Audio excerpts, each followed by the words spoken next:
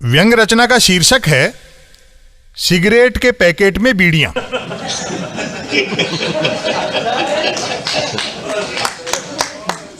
शीर्षक से आप समझ ही गए होंगे कि यह रचना मेरी और प्रधानमंत्री की पढ़ाई लिखाई और डिग्रियों को लेकर है।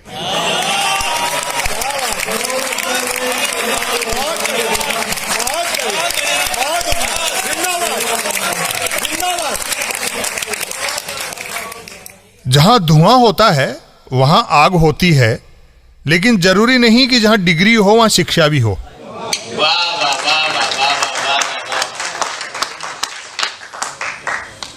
प्रधानमंत्री की डिग्रियों पर सवाल उठे। पूरी दुनिया को क्लासरूम समझने लगो तो डिग्रियों पर सवाल उठेंगे ही। हालांकि लगभग उतनी ही डिग्रियों के रहते मुझ पर आज तक सवाल नहीं उठे। यदि मैं प्रधानमंत्री होता और हेल्थ के बजट से बम वर्षक विमान खरीदकर दावा करता कि महामारी का वायरस इन्हीं से नेस्तनाबूद होगा, तो निश्चित ही मेरी डिग्रियों पर भी सवाल उठते।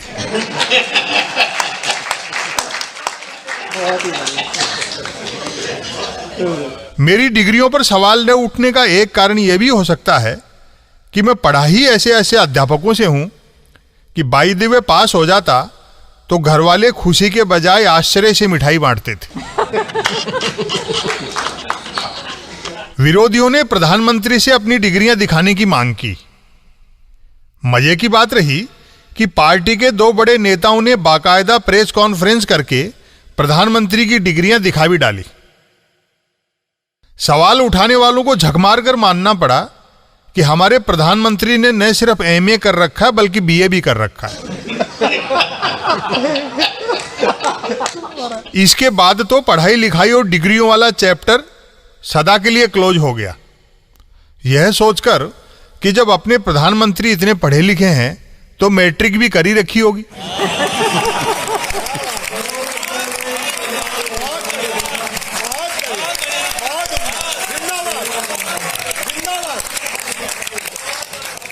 सौभाग्य से प्रेस कॉन्फ्रेंस में सवाल जवाब नहीं हुए, अन्यथा कोई पत्रकार पूछ सकता था कि चलो डिग्रियां तो आपने दिखा दी, अब लगे हाथ ये भी बता दो कि प्रधानमंत्री ने पहले स्कूली शिक्षा पूरी की या सीधे कॉलेज यूनिवर्सिटी गए।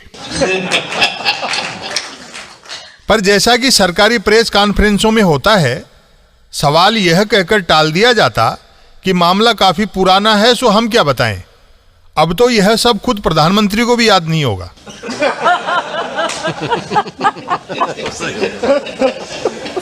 ताली तो बजा दो यार।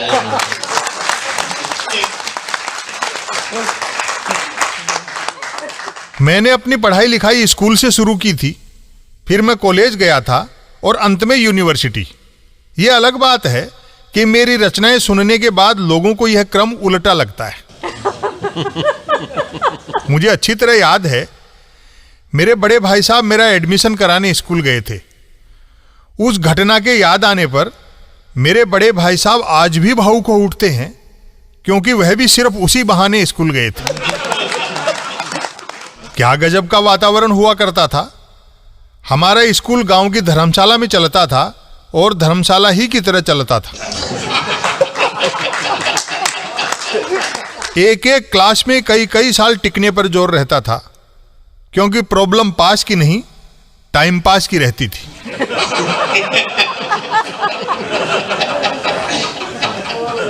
आज जैसा तनाव नहीं था कि बच्चा अकेला दौड़ रहा है, तब भी मां बाप को टेंशन खाई रहती है कि कहीं सेकंड न आ जाए। हमारी स्मरण शक्ति बड़ी तीव्र हुआ करती थी। तब के बच्चे आज वालों की तरह कंप्यूटर ही नहीं होते थे कि पिता का नाम भी पूछ लो तो गूगल पर सर्च करने लगते हैं। हमारे गुरुजन बड़े अध्ययनशील हुआ करते थे। उनका दृढ़ मत होता था कि अध्यापक को स्वयं पढ़े बिना हरगिज विद्यार्थियों को नहीं पढ़ाना चाहिए।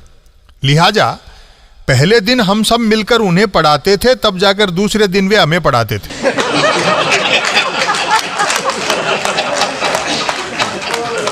सादगी इस कदर रहती थी कि शिक्षक पढ़े लिखे तो होते थे पर लगते नहीं थे। ताली तो बजा दो यार।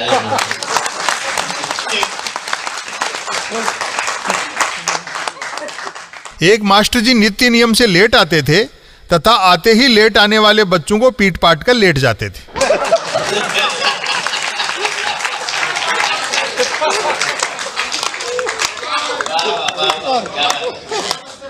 हम उन्हें बाहर से प्रणाम करते थे तथा भीतर से अंतिम प्रणाम। एक मास्टर जी सरेआम बीड़ी पीते थे, किंतु उन बच्चों को कभी बीड़ी लाने बाजार नहीं भेजते थे जो कि खुद बीड़ी पीते थे।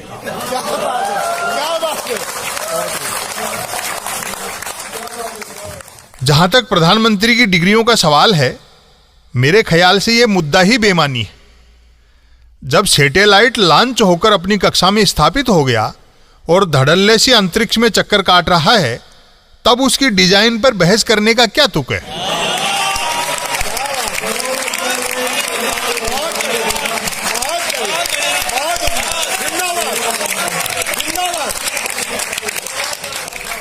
यूं भी हिंदुस्तान में डिग्रियां दहेज तय करने के अलावा और किस काम आती हैं?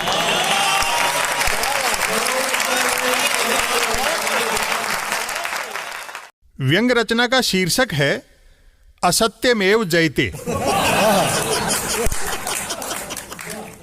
उधर को अपनी ओर आता देखकर इधर ने नारा लगाया, बोलो झूठ धड़ल्ले से, अब देश चलेगा हल्ले से।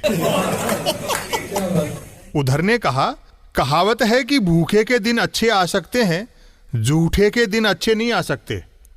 सो कोरोना की तीसरी लहर भले ही आ जाए, लेकिन झूठ बोलने वाले की तीसरी लहर नहीं आएगी। इधर बोला, विरोध अपनी जगह, पर इस बात का तो लोहा मानना ही पड़ेगा कि मोदी सरकार झूठ दोहराती नहीं, मतलब हर बार नया बोलती है। उधर ने ठहाका लगाया, यह कहने के लिए वाकई 56 इंच का सीना चाहिए कि कोरोना काल में ऑक्सीजन के अभाव में एक भी मौत नहीं हुई।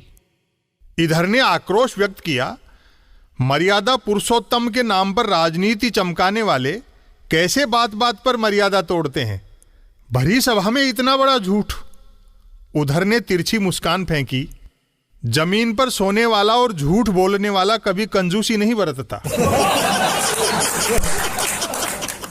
इधर ने नाराजगी जताई, 8 माह से किसान दिल्ली की सीमाओं पर डटे हैं और हठी सरकार जबरदस्ती बनाए कृषि कानूनों को जबरदस्त बता रही है। केंद्रीय मंत्री मीनाक्षी लेखी ने तो किसानों को मवाली कह दिया। उधर ने कहा, झूठ की खेती करने वाले अन्न की खेती करने वालों का दर्द क्या समझें। फिर जासूसी का साया भी तो अपने पराये का भेद नहीं कर रहा। इधर चौंका, यह पेगासस जासूसी वाला क्या लफड़ा है? उधर ने रहस्य खोला, डरे हुए चौकीदार ने बाहर की ओर झांकते सीसीटीवी कैमरों के मुंह घर की तरफ मोड़ दिए।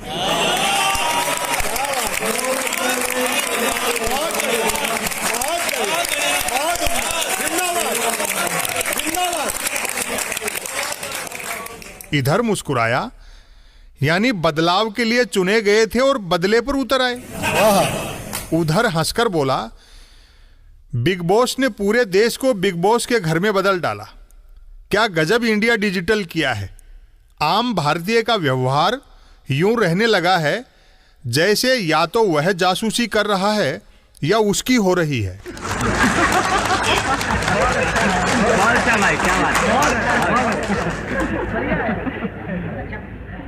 इधर ने चुटकी ली, बताओ मोदी सरकार अपने नागरिकों की बातचीत तक ध्यान से सुन रही है और विपक्ष आरोप लगा रहा है कि मोदी सरकार नागरिकों का ध्यान नहीं रख रही।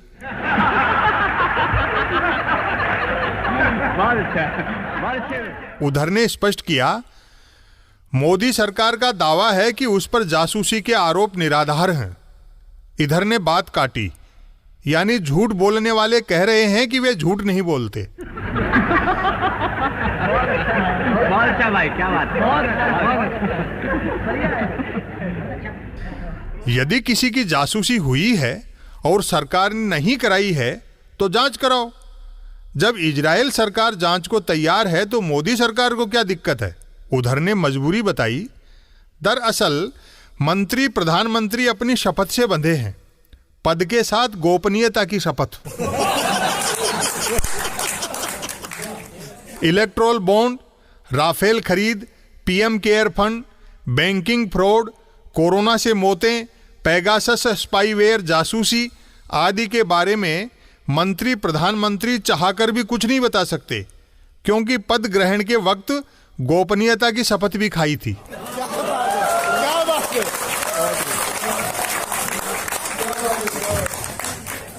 इधर ने हंसते हुए पटाक्षेप किया, भविष्य में कहीं ऐसा न घटने लगे कि हरिश्चंद्र का विलोम पूछने पर लोग प्रधान सेवक बताने लगे।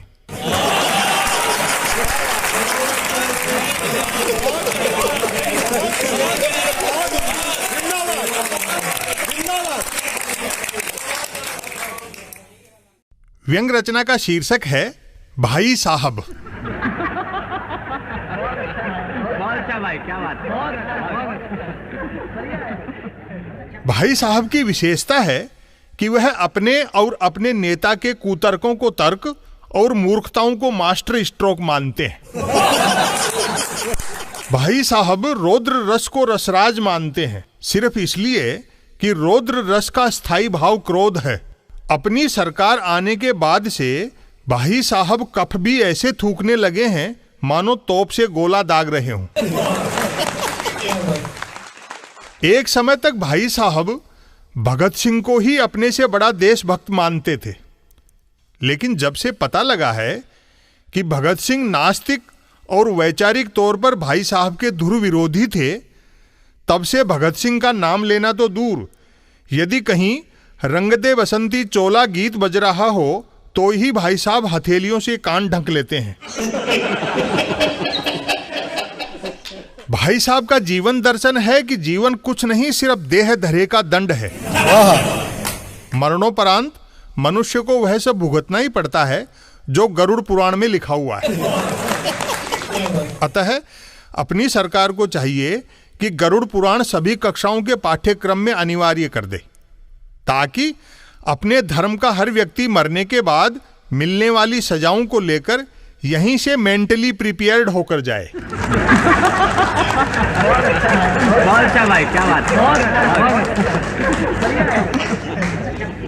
भाई साहब करवा चौथ के दिन उन अंतरिक्ष यात्रियों को शाप देना कदापि नहीं भूलते जिन धर्मद्रोहियों ने चंद्रमा पर पैर रखकर उन असंख्य सुहागिनों की आस्था पर पदाघात किया है जो पति परमेश्वर की दीर्घायु के लिए करवा चौथ का व्रत रखती हैं। भाई साहब के अनुसार राष्ट्र से बढ़कर कुछ नहीं है और अपनी सरकार ही राष्ट्र है। लिहाजा भाई साहब ने कुछ एक नई परिभाषाएं गढ़ डाली हैं, जैसे असहमति का मतलब देशद्रोह, विपरीत मत वाला कांग्रेसी, प्रगतिशील विपक्षी का अर्थ है वामपंथी, विरोध स्वरूप सम्मान पुरस्कार लौटाने वाले अवार्ड वापसी गैंग, बुद्धिजीवी यदि गांव ढाणी में रहता है तो नक्सली और शहर में रहता हो तो अर्बन नक्सली, मूल मुद्दों की बात करने वाले टुकड़े टुकड़े गैंग और मानवाधिकारों के पक्षधर जेहादी।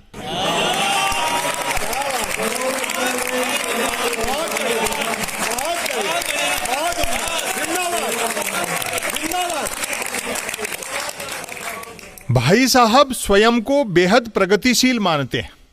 यही कारण है कि भारी दहेज लेकर अपने सभी सुपुत्रों का विवाह संपन्न कर चुकने के तुरंत बाद भाई साहब दहेज उन्मूलन प्रकोष्ठ बनाकर उसके संस्थापक अध्यक्ष बन गए थे।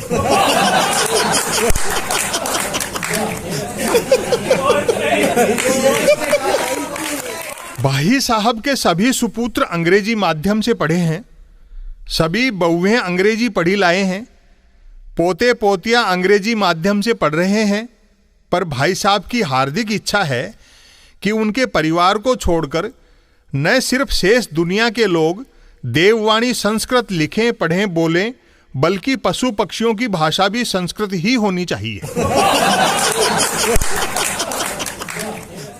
भाई साहब बेहद सकारात्मक है।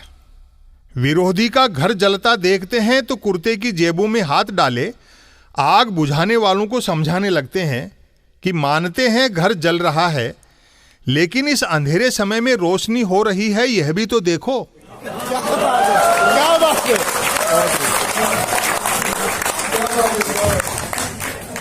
लेकिन डिग्रीधारी परिवारों की बेरोजगारी और सुरसा के मुख सी बढ़ती महंगाई की वजह से इन दिनों भाई साहब की हालत उस खाली जेब तीर्थयात्री जैसी हो गई है जिसे महारथी ने अयोध्या ले जाकर रथ से उतार दिया हो और बेचारे को पैदल घर लौटना पड़ रहा हो।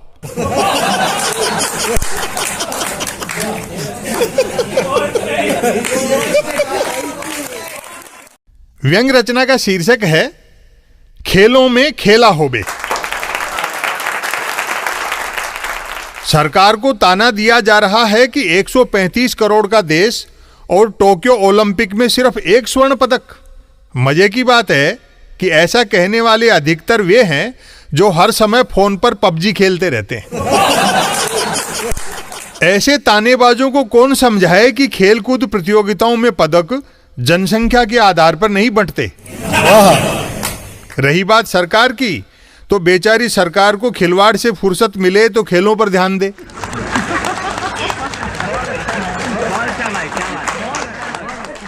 अतीत जीवियों ने नीरज चोपड़ा के भाला की तुलना महाराणा प्रताप के भाला से कर डाली। राष्ट्रीय गौरव की कल्पना अच्छी बात है, लेकिन पैर यथार्थ के धरातल पर रहने चाहिए। न तो हल्दी घाटी का युद्ध टोक्यो ओलंपिक था और न टोक्यो ओलंपिक हल्दी घाटी का युद्ध। खेल की तुलना युद्ध से करोगे तो किसी दिन युद्ध खेल हो जाएगा। हम भारतीय अपनी कमतरी को मिथ्या गौरव की पॉलिश से चमकाने में माहिर हैं।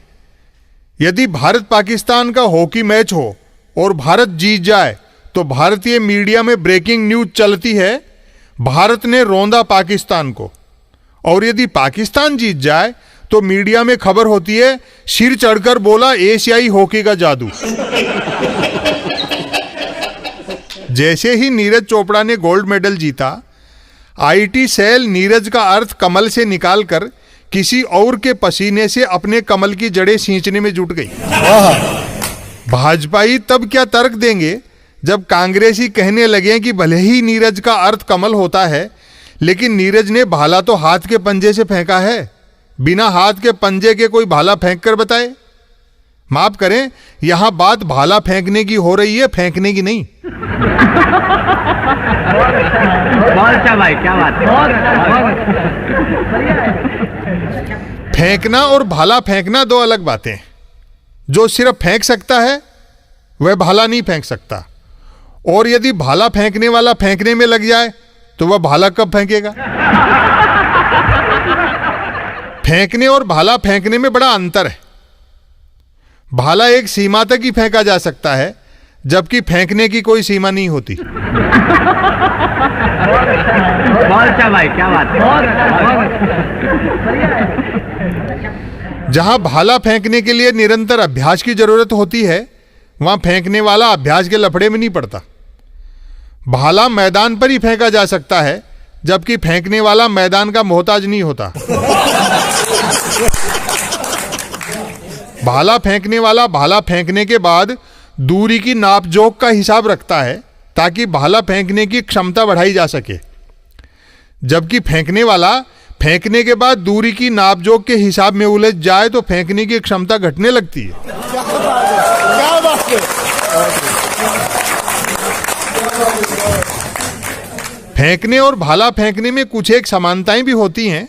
जैसे भाला फेंकने वाला खिलाड़ी होता है, वैसे ही फेंकने वाला भी कम खिलाड़ी नहीं होता है। राजीव गांधी खेल रत्न पुरस्कार का नाम ध्यानचंद के नाम पर कर देने को मोदी जी का मास्टर स्ट्रोक प्रचारित किया जा रहा है। मेरे ख्याल से क्रेडिट जीवी ने इसमें भी खेला कर दिया। गुफा में बैठकर कैमरों के सामने ध्यान लगाने वाले को भी तो ध्यानचंद कहते हैं।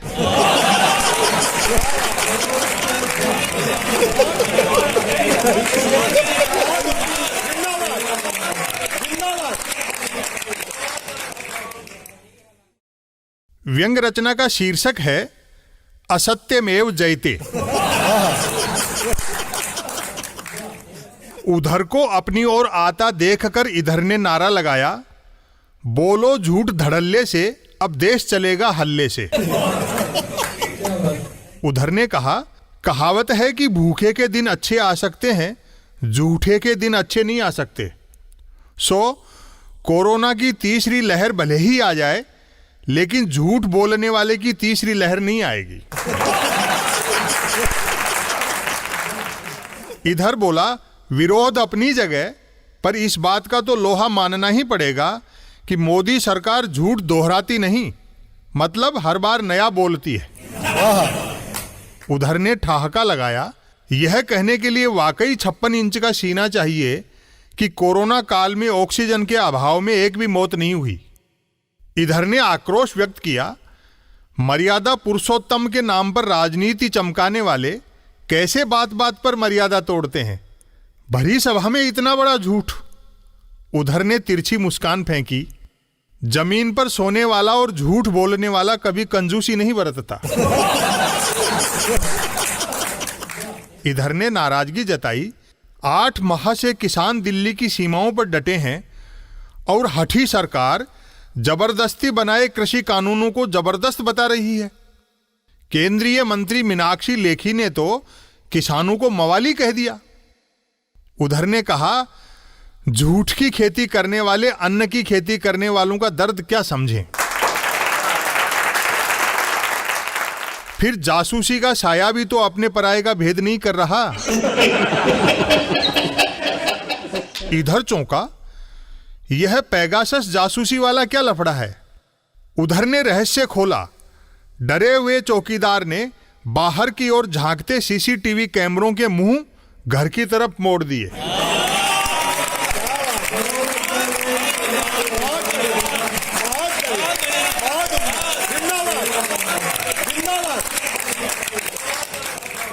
इधर मुस्कुराया, यानी बदलाव के लिए चुने गए थे और बदले पर उतर आए। उधर हंसकर बोला, बिग बॉस ने पूरे देश को बिग बॉस के घर में बदल डाला। क्या गजब इंडिया डिजिटल किया है। आम भारतीय का व्यवहार यूं रहने लगा है जैसे या तो वह जासूसी कर रहा है या उसकी हो रही है। बहुत अच्छा भाई, क्या बात है।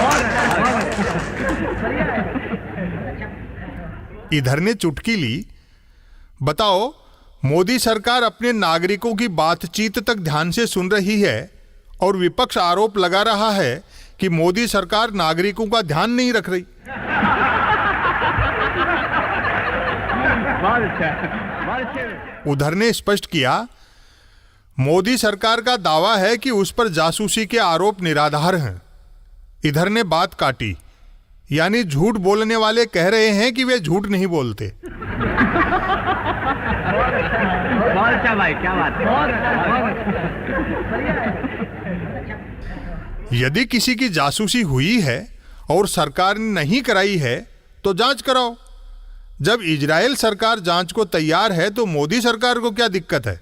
उधर ने मजबूरी बताई, दरअसल मंत्री प्रधानमंत्री अपनी शपथ से बंधे हैं, पद के साथ गोपनीयता की शपथ।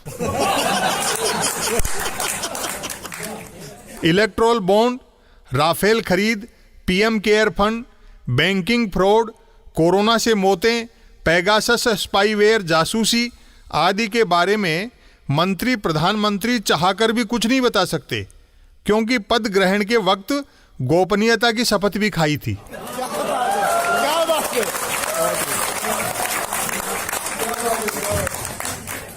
इधर ने हंसते हुए पटाक्षेप किया, भविष्य में कहीं ऐसा न घटने लगे कि हरिश्चंद्र का विलोम पूछने पर लोग प्रधान सेवक बताने लगे।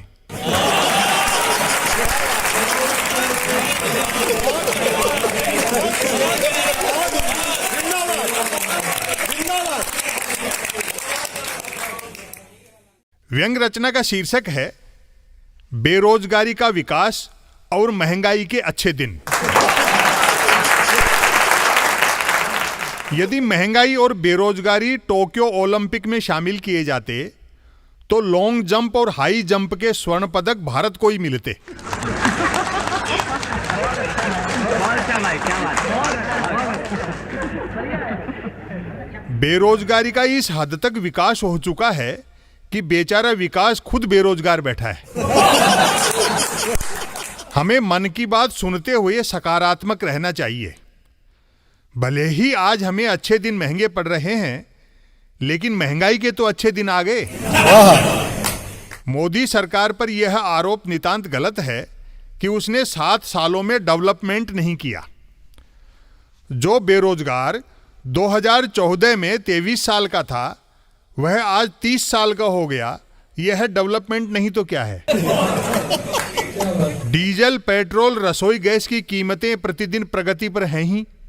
सरकारें बचत और कमाई से ही राष्ट्र का विकास करती हैं। अतः इतना सा अर्थशास्त्र तो अर्थशास्त्र न जानने वाले भी जानते हैं कि मोदी सरकार को बेरोजगारी से बचत हो रही है और महंगाई से कमाई।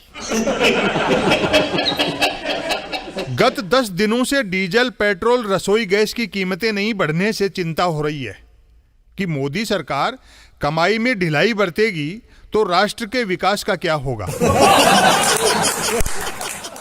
कुछ एक लोगों का मानना है कि लगातार बढ़ती महंगाई से मोदी सरकार को अपराध बोध हुआ है। 10 दिन से डीजल, पेट्रोल, रसोई गैस की कीमतें न बढ़ाने से साबित हो गया है कि मोदी सरकार के पास भी आत्मा है। ऐसे भोले लोगों से हाथ जोड़कर निवेदन है कि देश को महंगाई सहने दें, पर कृपया मोदी सरकार पर आत्मा रखने का लांछन न लगाएं। बहुत अच्छा भाई, क्या बात है। देश में कहीं चुनाव भी नहीं है, फिर मोदी सरकार ने 10 दिन से डीजल, पेट्रोल, रसोई गैस की कीमतों में बढ़ोतरी क्यों स्थगित कर रखी है? समझ से परे है। हमें भरोसा है कि मोदी सरकार राष्ट्र के विकास के लिए न सिर्फ डीजल, पेट्रोल, रसोई गैस की कीमतें नियमित बढ़ाना जारी रखेगी, बल्कि रुकी हुई कीमतें भी जोड़कर बढ़ाएगी। अद्भुत विकास देखना है तो शिक्षा के क्षेत्र में देख लो। ऑनलाइन फीस जमा हो रही है और ऑनलाइन सर्टिफिकेट डिग्रियां मिल रही हैं। स्कूलों, कॉलेजों के भवन उन गमलों की तरह धरे हैं जिनमें पौधे नहीं हैं। कोरोना की 2 लहरें आईं और हर विद्यार्थी घर बैठे 2 क्लास क्लियर कर गया। कोरोना महामारी को लेकर मोदी सरकार की जैसी कार्य प्रणाली है, विद्यार्थियों को चाहिए कि पढ़ाई वढ़ाई के पचड़े में न पड़कर तीसरी लहर पर भरोसा रखें। यूं ही लहर दर लहर लहराते हुए प्रमोट होते जाएंगे। कोरोना लहरों के सहारे पास होकर किनारे लगने वाले विद्यार्थी भले ही नागरिक ढंग के न बन पाए, पर राजनीति में आ गए तो तमसोमा ज्योतिर्गमय होना तय है। क्या बात है।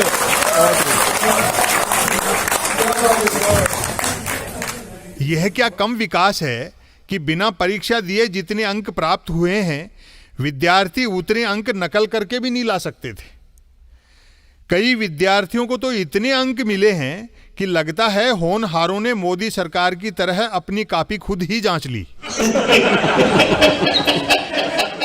जिस बच्चे को फेल होना था वह फर्स्ट आ गया, और जिस नेता ने फर्स्ट आने का दावा किया था वह फेल हो गया। यह विकास नहीं तो क्या है?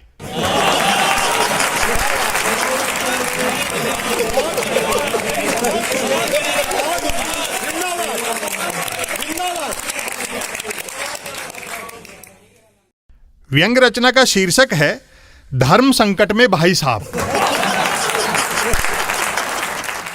कभी कार सेवक रहे भाई साहब, पिछले 7 साल से सरकार सेवक हो गए। मोदी सरकार से छोटा सा सवाल पूछने पर भी बचाव में यूं उतरते हैं गोया बाढ़ ग्रस्तों के लिए एनडीआरएफ भी क्या उतरती होगी। भाई साहब का दावा है कि मोदी सरकार शाश्वत है और तब भी बची रहेगी जब सृष्टि नष्ट हो जाएगी। भाई साहब के मतानुसार भारतीयों का भविष्य काल तभी उज्जवल हो सकता है जब वे भूतकाल में उलझे रहें। गांधी का सावरकर से और नेहरू का पटेल से सुपरहिट मुकाबला कराते रहने से ही देश गरीबी और बेरोजगारी से सुपरहिट मुकाबला कर पाएगा।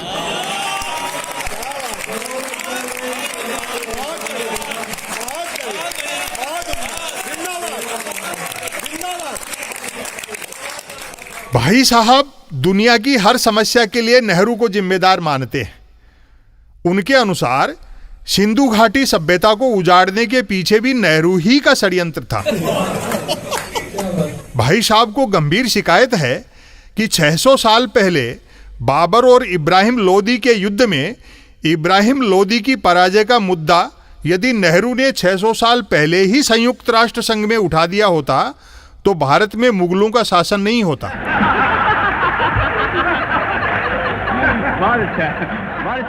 भाई साहब का दृढ़ मत है कि मिथक संविधान से ऊपर हैं, धरती शेषनाग के फन पर टिकी हुई है और शेषनाग के फन हिलाने से ही भूकंप आता है। मतदाताओं को भ्रम है कि देश को कोई सरकार वरकार चलाती है। असल में देश को 33 कोटि देवी देवता चलाते हैं। भाई साहब के अनुसार भारत में बरसात पहले भी देवराज इंद्र कराता था और आगे भी देवराज इंद्र ही कराएगा। भारत की सीमाओं से बाहर बरसात कौन कराता है, भाई साहब को इसकी कोई जानकारी नहीं है। भाई साहब उर्दू से चिढ़ते हैं और तत्सम हिंदी का प्रयोग करते हैं। जैसे बचपन को बाल्यावस्था और दीवार को प्राचीर बोलते हैं। उन्हें कतई सहन नहीं है कि कोई प्रतिष्ठा को इज्जत कहे।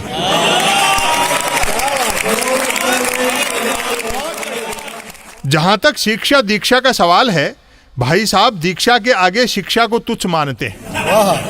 अपनी 5वीं कक्षा तक बेमुश्किल हुई पढ़ाई को वे प्रभु श्री राम के वनवास के समकक्ष ठहराते हैं, क्योंकि 5 कक्षाएं पास करने में भाई साहब को भी 14 साल लगे थे।